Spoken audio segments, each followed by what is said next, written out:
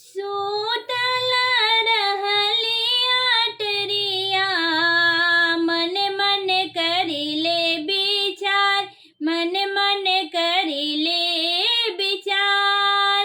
मोरे स्वामी गईले विदेशवा, कैसे करी छठ त्योहार, कैसे करी छठ त्योहार।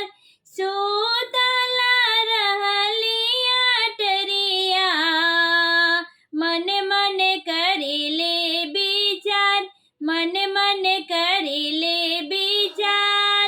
मोरे स्वामी गईले विदेशवा, कैसे करी छठ त्योहार, कैसे करी छठ त्योहार।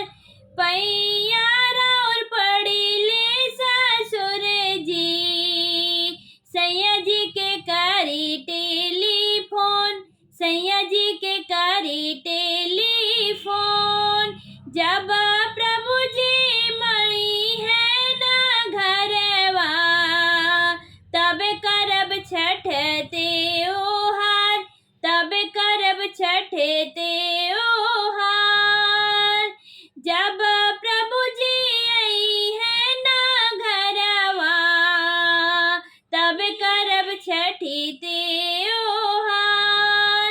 सूतल रहलिया टेरिया, मन मन करिले विचार, मन मन करिले विचार। पैया राउर पड़िले तो जेठ जी, सैया जी के करी टेलीफोन, सैया जी के करी